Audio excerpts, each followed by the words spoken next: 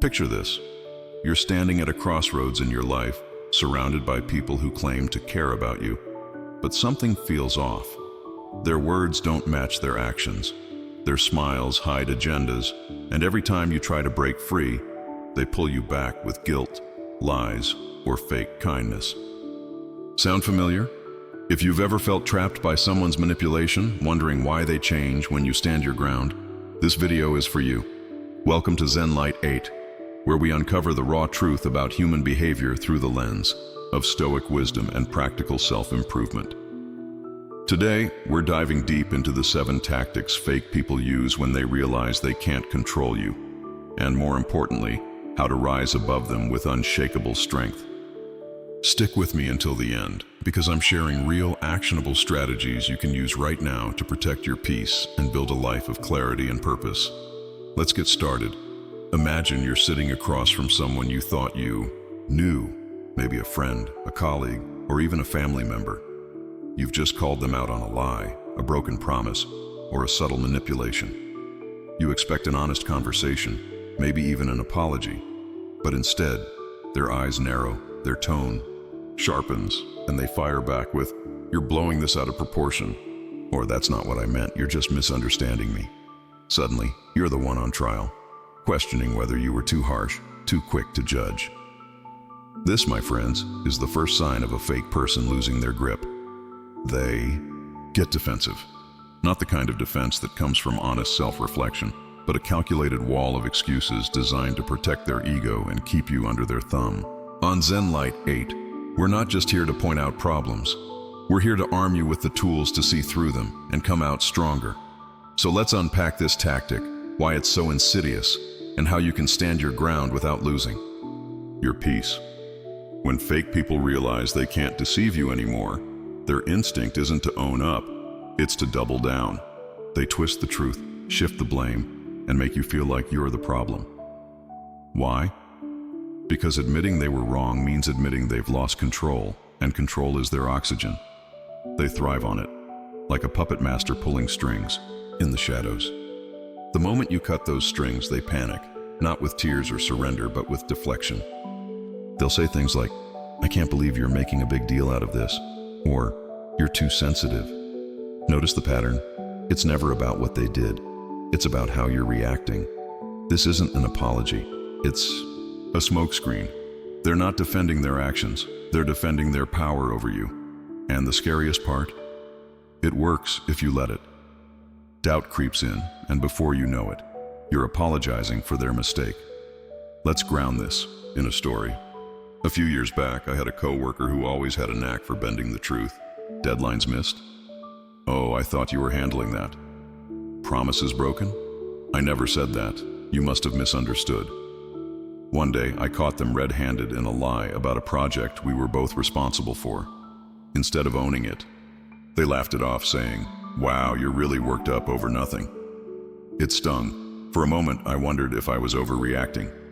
But then I remembered a piece of Stoic wisdom from Seneca. A wise man owns his faults, but a fool buries them in excuses. That's when it clicked. Their defensiveness wasn't about the lie. It was about their fear of being exposed. So, I looked them in the eye and said calmly, "I see what you're doing." No argument, no drama, just the truth. And you know what? They had nothing to say. Their power dissolved in that moment because I refused to play their game. This is where Stoicism becomes your shield. The Stoics teach us that we can't control others' actions, only our reactions. When someone gets defensive, they're trying to drag you into their chaos, to make you react emotionally so they can regain control. But you don't have to take the bait. Think of it like a storm raging outside your window. You can't stop the wind, but you can close the shutters and stay dry. In this case, closing the shutters means refusing to engage with their excuses. Don't argue, don't justify, don't explain yourself into a corner. Instead, state the truth calmly and walk away. If they say, "You're overreacting," try responding with, "I'm just stating what I see." If they push harder, stay silent. Silence is your superpower. It starves their need for a reaction and forces them to face their own words. Now let's make this practical for your life today. You're going to encounter defensive people everywhere. Maybe it's a friend who always dodges accountability, a boss who shifts blame, or even a family member who twists your words. The next time it happens, try this 3-step approach. First, pause and breathe. Don't let their words trigger an emotional reaction. Second, name the behavior without attacking them. A simple, "I notice you're avoiding the issue," can be enough to disrupt their script. Third, set a boundary and stick to it. If they keep deflecting, say, "I'm not here to argue, I'm moving on." Then do it. Walk away, hang up the phone, or change the subject. You're not running from conflict. You're choosing your peace over their drama. This approach isn't just about handling one moment. It's about building a mindset that makes you untouchable. The Stoics believe that true strength lies in mastering your own mind, not in winning arguments. When you stop reacting to defensiveness, you take back your power. You become like a mountain, unmoved by the winds of manipulation. And here's the beautiful part. The more you practice this, the easier it becomes. You'll start to see through the tactics of fake people before they even open their mouths.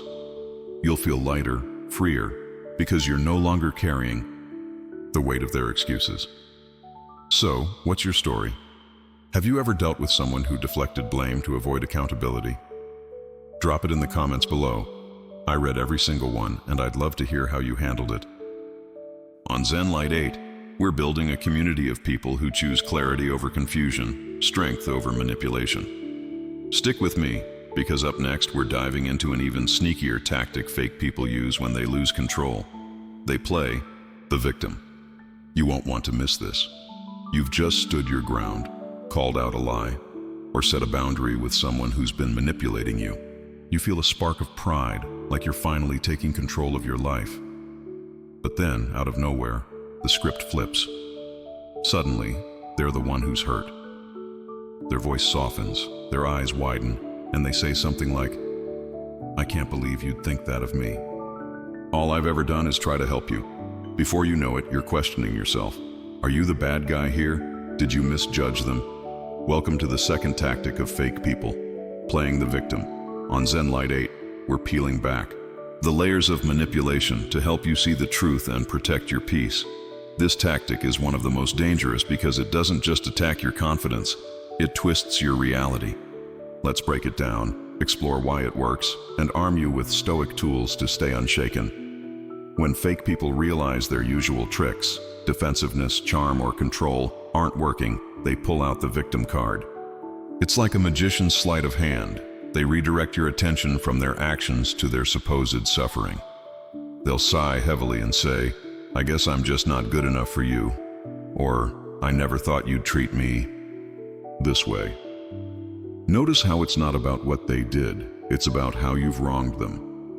This isn't an honest expression of pain.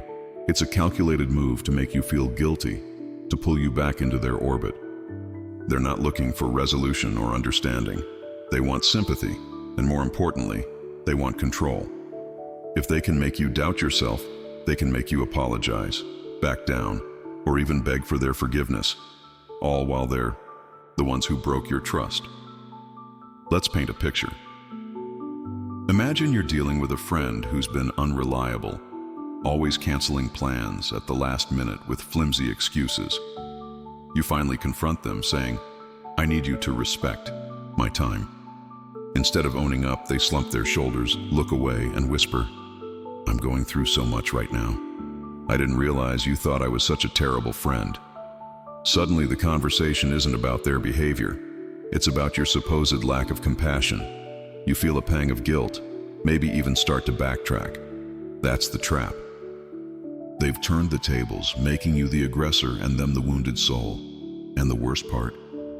They'll often take this performance public, telling others, "I don't know why they're so harsh with me. I've always been there for me." Them. Before long, you're not just fighting their manipulation. You're defending yourself against a distorted narrative. This tactic is so effective because it preys on our natural empathy. As humans, we're wired to care, to want to fix things when someone seems hurt. Fake people know this and exploit it like a chess grandmaster moving pawns. They don't just want your pity, they want to isolate you from your own truth. The Stoic philosopher Epictetus nailed it when he said, "To complain is always non-productive and never appropriate." Real people, when confronted, reflect and take responsibility, even if it's messy. Fake people, on the other hand, weaponize their complaints to dodge accountability. They're not interested in growth or connection. They're interested in winning. And if they can turn others against you in the process, even better. It's like planting weeds in a garden. They choke out your support system, leaving you feeling alone and questioning your own reality. I've been there. A few years ago, I had a close friend who had a habit of breaking promises. When I finally addressed it, they didn't apologize. Instead, they teared up and said, "I guess I'm just a disappointment to everyone." At first, I felt awful. I backpedaled, reassured them, even apologized for bringing it up. But then I noticed something. They never acknowledged their actions. Not once. It was all about their feelings, their hurt, their narrative. That's when I realized this wasn't about friendship. It was about control. So I stopped playing along. The next time they pulled the victim card, I said, "I hear you, but this is about what happened, not how we feel." It was like flipping a switch. Their act faltered because I refused to fuel it. That moment taught me a powerful lesson. The victim card only works if you pick it up. So, how do you protect yourself from this tactic in today's world? It starts with recognizing the pattern. If someone consistently shifts blame to make you feel like the bad guy, they're not seeking understanding, they're seeking power. Here's a practical 3-step strategy you can use right now. First, trust your reality. Write down what happened, facts, not feelings, to anchor yourself in the truth. If they broke a promise, note the date, the promise, and what they said. This isn't about being petty, it's about clarity. Second, respond without emotion. When they play the victim, don't argue or comfort them. Try a neutral response like, "I'm not here to hurt you, I'm addressing what happened." This keeps the focus on the issue, not their performance. Third, set a firm boundary. If they keep twisting the narrative, say, "I'm not discussing this further unless we stick to the facts." Then follow through. Walk away, end the call, or change the topic. You're not being cold, you're protecting your peace. This approach is rooted in Stoic wisdom. You can't control their act, but you can control how you respond. By refusing to engage with their victimhood, you starve their manipulation. You become like a mirror, reflecting their tactics back at them. And here's the real power. The more you practice this, the stronger you get. You start to see through the tears, the sighs, the subtle guilt trips. You begin to trust your own judgment, and that's when you become untouchable. In a world full of noise, social media, workplace drama, family expectations, this skill is your armor. It's not just about handling one fake person. It's about building a life where no one can shake your core. I want to hear from you. Have you ever dealt with someone who played the victim to dodge accountability? How did you handle it? Drop your story in the comments below. Your experience might inspire someone else in the ZENLIGHT 8 community. Up next, we're diving into a tactic that's even more draining: the guilt trip. It's sneaky, it's emotional, and it's time. To learn how to break free, stay with me. You've just stood up to someone who's been manipulating you. Maybe you called out their defensiveness or saw through their victim act. You're feeling stronger, more in control. But then, they hit you with a curveball. "After everything I've done for you, this is how you repay me?" Or, "I guess I'll just stop asking for help since you clearly don't care."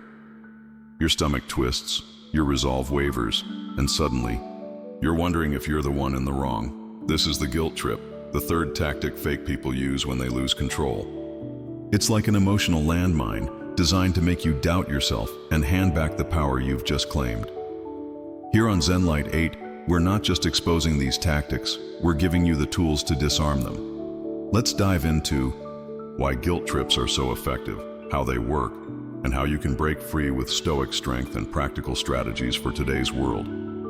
Guilt trips are the heavy artillery of manipulation. When lies, defensiveness, or playing the victim don't work, fake people turn to your emotions as their battlefield. They know that guilt is a universal human trigger. It's the voice in your head that says, "Maybe I'm being too harsh. Or what if they really need me? They exploit this by framing themselves as the wounded party, making you feel like you owe them something. It's not about fairness or truth. It's about control. They'll remind you of every favor they've done, every time they supported you, even if those moments were laced with their own agenda. I stayed up all night helping you with that project, they might say, conveniently forgetting how they used that favor to manipulate you later. The goal? To make you feel indebted, to pull you back into their web so they can regain the upper hand. Think of a guilt trip like quicksand. The more you struggle, the deeper you sink. Every explanation you offer, every apology you give, tightens their grip. They don't want your reasoning. They want your submission. And in today's hyper-connected world, this tactic is everywhere. Maybe it's a colleague who says, "I covered for you last week and now you can't do this one thing for me?" Or a family member who sighs, "I guess I'm just not important to you anymore." Social media makes it even worse. Public posts or passive-aggressive stories can amplify their guilt trip, making you feel like the whole world is watching and judging. It's exhausting, and that's the point. They want you worn down, questioning yourself, so you'll give in. I learned this the hard way. I once had a friend who used guilt like a weapon. Every time I set a boundary, like saying no to a last-minute favor, they'd hit me with, "Wow, I thought we were closer than that." At first, it worked.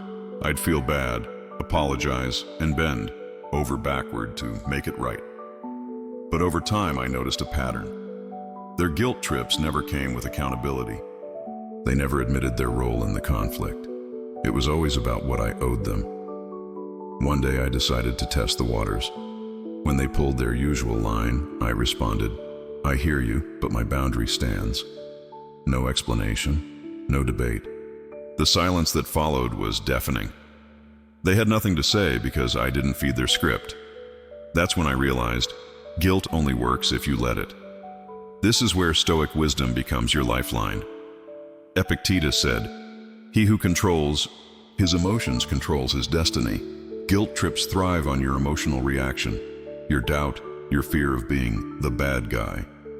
But when you master your emotions, you take away their power. The Stoics teach us to focus on what's within our control, our thoughts, our actions, our responses. You can't stop someone from trying to guilt you, but you can choose not to carry their baggage. It's like refusing to pick up a heavy stone someone hands you. You don't have to prove it's heavy. You just let it drop. So how do you apply this in your life today? Here's a practical game plan. First, recognize the guilt trip for what it is.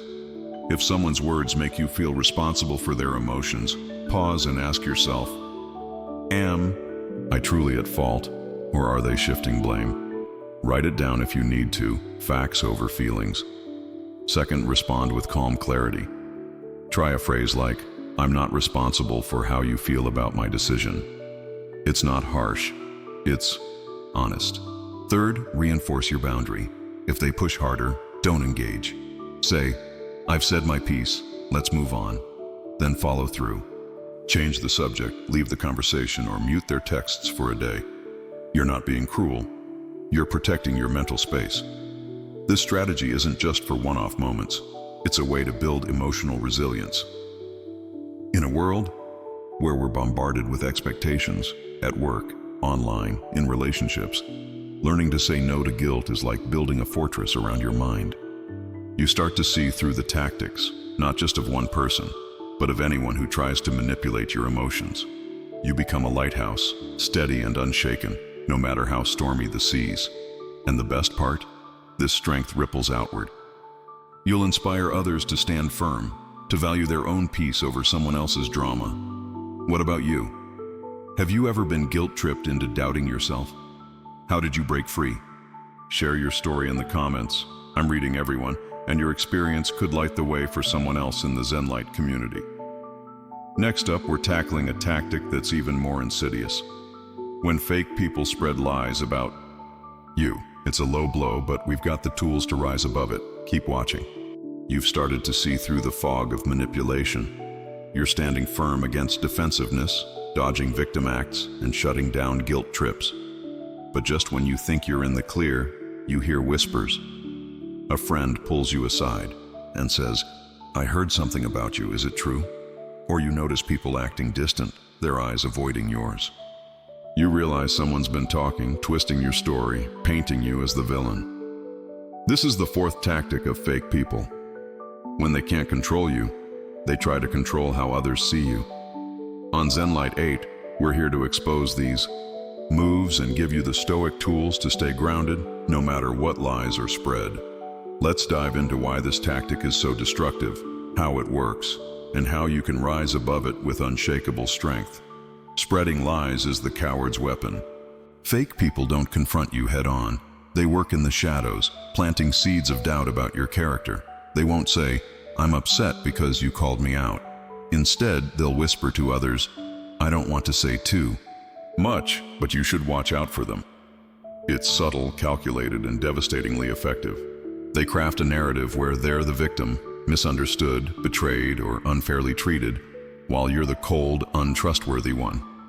The lies don't have to be big, they just have to be consistent. A dropped hint here, a vague comment there, and suddenly people start looking at you differently. It's like poison in a well. One drop is enough to make everyone question the water, even if it's still pure. This tactic thrives in our interconnected world. Gossip spreads faster than ever, through group chats, social media stories, or casual coffee break conversations. Imagine a coworker who, after you set a boundary, starts telling others they're not a team player anymore. Or a friend who posts a cryptic Instagram story about trusting the wrong people, knowing you'll see it. The goal isn't just to hurt you, it's to isolate you, to weaken your support system so you feel alone and powerless. They want you to spend your energy defending yourself, chasing down every rumor, while they sit back and watch. It's a power play, pure and simple, and it works because we're social creatures who care about how others see us. I've felt this sting. A few years ago, someone I trusted started spreading rumors after I stopped letting them manipulate me. They told mutual friends I was selfish and had changed, leaving out the part where they'd been dodging accountability for months. At first, I was furious. I wanted to confront them, to set the record straight with everyone they'd talked to. But then I remembered Marcus Aurelius. Truth stands, even if there be no public support. It is self-sustained. Chasing rumors is like running on a treadmill. You exhaust yourself but go nowhere. So I made a choice. Instead of fighting every lie, I focused on living my truth. I stayed kind, consistent, and authentic. Over time, the people who mattered saw through the gossip. The lies faded, and the person who spread them exposed their own character. This is where Stoicism becomes your anchor. The Stoics teach us to focus on what's in our control, our actions, our integrity, our response. You can't stop someone from lying, but you can choose not to let it define you. Think of your reputation like a house you've built brick by brick. Someone can throw mud at it, but if the foundation is solid, the mud will wash away. The key is to keep building, keep showing up as your best self, and let your actions speak louder than their words. In a world obsessed with optics, likes, followers, public perception, this mindset is revolutionary. It frees you from the need to please everyone and grounds you in your own truth. Here's how to apply this in your life today. First, don't chase the rumors. If someone's spreading lies, resist the urge to defend yourself to everyone. The people who believe gossip without asking for your side aren't your people. Second, clarify with those who matter. If a close friend or colleague seems distant, have a calm, honest conversation. Say, "I heard there's been talk. Can we clear the air?" Keep it factual, not emotional. Third, keep living your truth. Show up with integrity, kindness, and consistency. Over time, lies lose their power because they can't compete with reality. If you're dealing with online gossip, consider taking a break from social media or muting the noise. Focus on real-world connections that lift you up. This approach isn't just about surviving lies. It's about thriving in spite of them. You become like a tree with deep roots, unshaken by the wind. You start to see that the lies people tell aren't about you. They're about their own insecurities, their own need for control. And when you live with that clarity, you inspire others to do the same. You become a beacon for authenticity in a world full of facades. What's your experience? Have you ever had someone spread lies to undermine you? How did you handle it? Share your story in the comments. Your resilience could spark hope for someone else in the ZENLIGHT 8 community. Up next, we're diving into a tactic that's deceptively sweet. When fake people suddenly act overly nice, it's a trap, but we're ready to see through it. Stay with me. You've navigated the minefield of defensiveness, sidestepped the victim act, and shut down the guilt trips. You're feeling like you're finally in control. Then, out of nowhere, the person who's been manipulating you does a 180. They're suddenly all smiles, showering you with compliments. I've been thinking, and I really admire how strong you are. Or they send you a long text. I just want us to start fresh. You mean so much to me. It feels good, almost too good. Your guard starts to drop. But here's the truth. This is the fifth tactic of fake people. When they can't control you, they try to charm you back. On ZENLIGHT 8, we're here to see through the facade and arm you with the Stoic wisdom to stay grounded. Let's unpack this sneaky tactic, why it's so seductive, and how to protect your peace in a world full of flattery. This sudden kindness isn't genuine, it's strategy. When fake people realize their usual tricks aren't working, they switch to charm as a last-ditch effort to regain control. It's like a hunter setting a trap. They bait you with sweet words, hoping you'll let your guard down so they can slip back into your life. They'll praise your strengths, recall old memories, or act like they've had a sudden epiphany about your value. But look closer, and you'll see what's missing. Accountability. They don't apologize for past manipulations or own their mistakes. Their kindness is a mask, hiding the same agenda they've always had: control. It's not about connection. It's about getting you to lower your defenses so they can pull the strings again. This tactic is especially dangerous in today's world, where we're bombarded with performative gestures. Think viral apologies or over-the-top social media posts. Maybe it's a coworker who, after you call them out, suddenly brings you coffee and says, "I just want us to be a team again." Or a friend who, after crossing a line, sends you a gift with a note, "Let's put the past behind us." It feels disarming, and that's the point. They're counting on your desire for harmony, your hope that maybe they've changed. But real change comes with reflection and responsibility, not flattery and gifts. As Seneca said, the flatterer's goal is to please, not to benefit. True kindness doesn't come with strings attached. Fake kindness always does. I've fallen for this before. Someone who'd been manipulating me for months suddenly turned on the charm after I set a firm boundary. They called me inspiring, said they'd learned so much from me. For a moment, I bought it. I wanted to believe they meant it. But then I noticed the pattern. No apology, no acknowledgement of what they'd done. When I didn't take the bait, their sweetness vanished as quickly as it came. That's when I realized their kindness wasn't about me. It was about getting back in the driver's seat.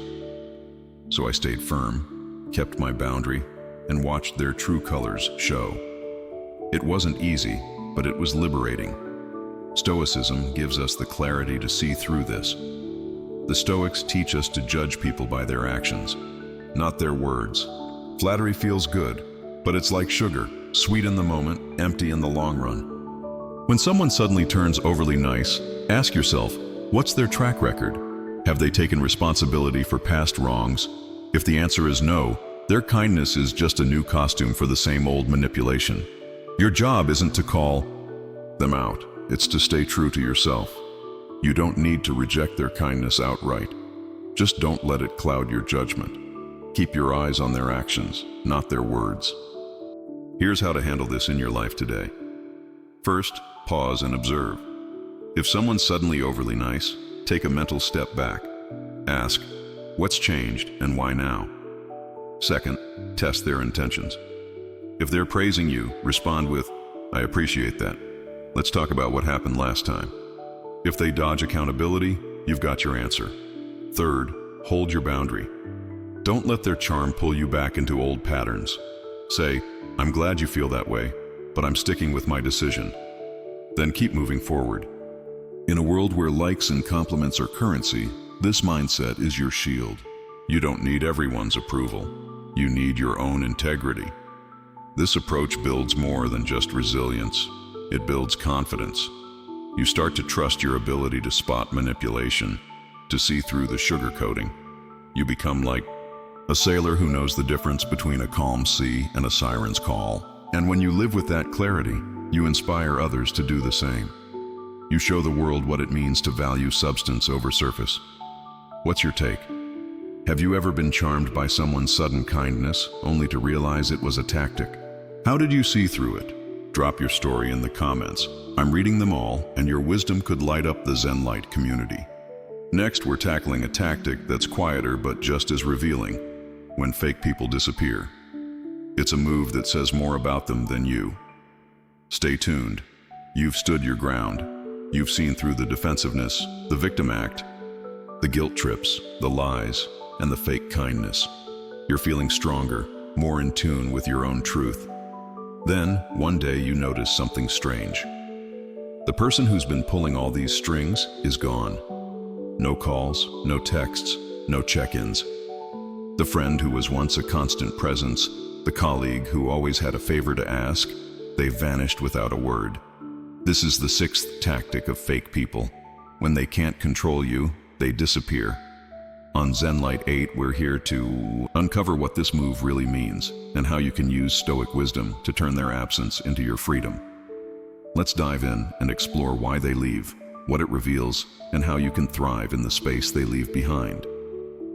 When fake people disappear, it's not because they're hurt or busy, it's because you're no longer useful to them. Their presence in your life was never about connection, it was a transaction. As long as you fed their ego, gave them attention, or played by their rules, they stuck around. But the moment you set boundaries, say no, or refuse to play their game, you become irrelevant to their agenda. It's like a leech detaching from a host that's run dry. They don't fight or explain, they just move on to the next source. This can feel jarring, even painful, especially if you thought they cared. But here's the truth: their disappearance isn't a loss, it's a gift. It's proof that their loyalty was conditional, tied to what they could get, not who you are. In today's world, this tactic is all too common. We live in a culture of convenience, swipe-right relationships, transactional friendships, and social media connections that vanish with one wrong move. Maybe it's a friend who stops texting after you stop doing them favors, or a coworker who goes cold after you refuse to cover for their mistakes. The silence can make you question yourself. Did I do something wrong? Was I too harsh? That's exactly what they want. By disappearing, they hope you'll chase them, apologize, or lower your standards to win them back. But chasing them only pulls you back into their game. Instead, you can choose to see their exit for what it is: a clearing of space for real connections. I've experienced this firsthand. I had someone in my life who seemed like a close friend, always around, always texting, always needing something. But when I started setting boundaries, saying no to their endless requests, they faded away. No confrontation, no explanation, just gone. At first, I felt guilty, wondering if I'd pushed them away. But then I remembered Aristotle's words: "A friend to all is a friend to none." Real friends don't vanish when you stand up for yourself. They respect you more. Their absence wasn't a rejection, it was a revelation. It showed me they were never there for me, only for what I could give. Letting them go felt like shedding a weight I didn't know I was carrying.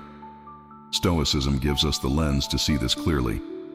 The Stoics teach us to focus on what's in our control: our values, our actions, our inner peace. You can't control whether someone stays or leaves, but you can control how you respond. When fake people disappear, don't chase them.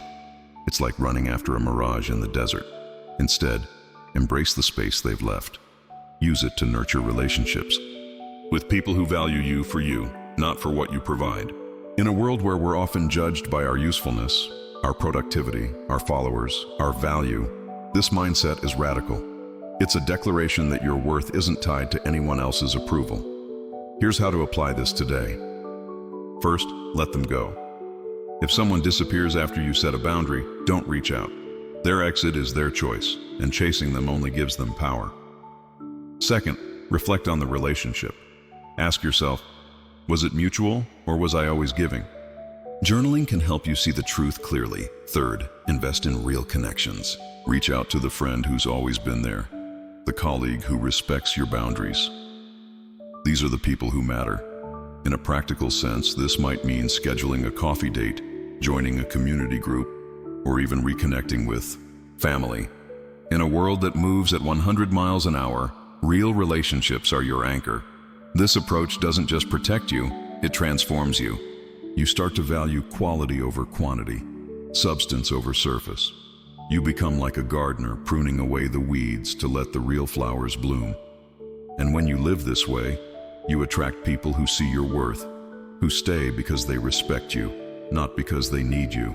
That's the kind of life that Stoicism builds, one of clarity, purpose, and unshakable freedom. Have you ever had someone disappear when you stood your ground? What did you learn from it? Share your story in the comments. I'm reading every one, and your experience could inspire someone else in the ZENLIGHT 8 community. Next, we're diving into the final tactic, the one that's the most calculated, when fake people try to isolate you. It's a low blow, but we've got the tools to stay strong. Keep watching. You've made it through the gauntlet. You've faced defensiveness, seen through victim acts, dodged guilt trips, ignored lies, and resisted fake kindness. You've even let go of those who disappeared when you stood your ground. But now, the fake person pulls out their most calculated move. They try to isolate you. They don't just want to control you, they want to control how the world sees you. They whisper doubts to your friends, plant suspicions among your colleagues, or even turn family members against you. Their goal? To cut you off from your support system, to make you feel alone and powerless. On ZENLIGHT 8, we're here to expose this tactic and arm you with Stoic wisdom to stay rooted no matter how hard they try to shake you. Let's dive into why isolation is their ultimate weapon, how it works, and how you can build a life so strong that no one can tear it down. Isolation is the fake person's endgame. When they can't manipulate you directly, they go after your foundation, your relationships, your reputation, your sense of belonging. They don't attack openly, they're too clever for that. Instead, they sow discord subtly, like a gardener, planting weeds around a tree. They might tell a mutual friend, "I'm worried about them, they've been acting strange lately." Or they'll drop hints to your coworkers. "I don't know what's going on, but they're not the same anymore." These aren't random comments, they're strategic. They want others to question you, to distance themselves, to leave you standing alone. If they can't control your actions, they'll try to control your world, hoping you'll crumble under. The weight of isolation. In today's hyper-connected yet often lonely world, this tactic hits hard. Social media amplifies it. Think of a vague post that implies you've wronged someone, or a group chat where you're suddenly left out. Maybe it's a family member who says, "I heard you've been distant. What's going on?" The isolation doesn't have to be physical. It's emotional, psychological. They want you to feel like you're on an island, cut off from the people who give you strength. It's a power play designed to make you doubt yourself, to make you think, "Maybe I'm the problem." But here's the truth. Their attempt to isolate you isn't about your worth. It's about their fear of your strength. They know that a person with a solid support system is unstoppable. I've seen this up close. Someone I once trusted tried to isolate me after I stopped playing their game. They didn't confront me directly. Instead, they started whispering to mutual friends, painting me as unreliable, selfish, even cold. At first, it worked. People I cared about started pulling away, and I felt the ground shift beneath me. I wondered if I'd misjudged everything. But then I turned to Seneca's wisdom. Associate only with those who will make a better man of you.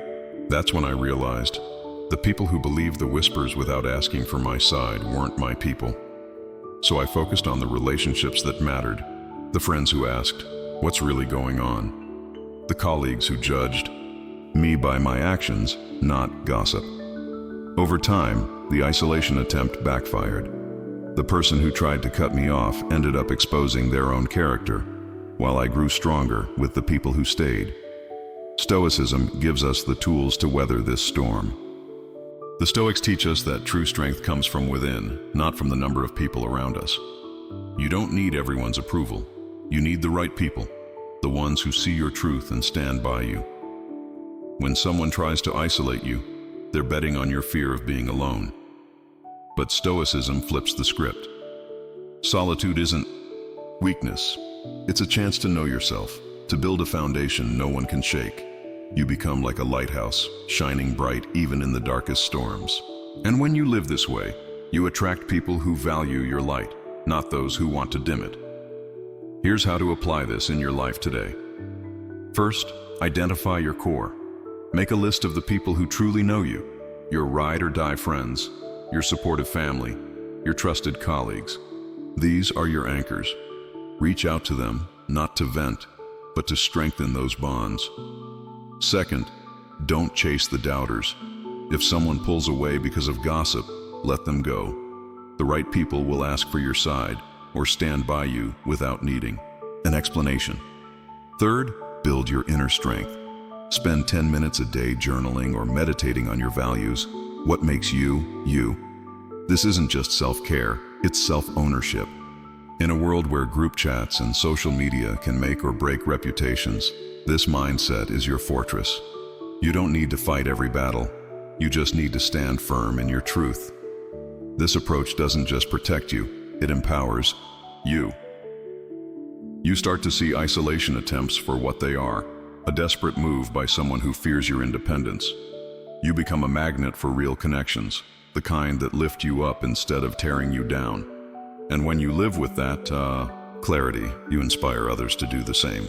You show the world what it means to be unshaken, untouchable, unstoppable. We've walked through the 7 tactics fake people use when they lose control. They get defensive, play the victim, guilt trip you, spread lies, act overly nice, disappear, and try to isolate you. Each one is a test, not of your worth, but of your strength.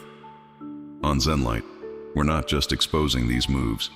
We're building a community of people who choose clarity over confusion, integrity over manipulation, and peace over chaos. The Stoics knew that life will always throw storms your way, people who lie, manipulate, or try to dim your light. But they also knew the secret to thriving. Focus on what you control, your reactions, your boundaries, your truth.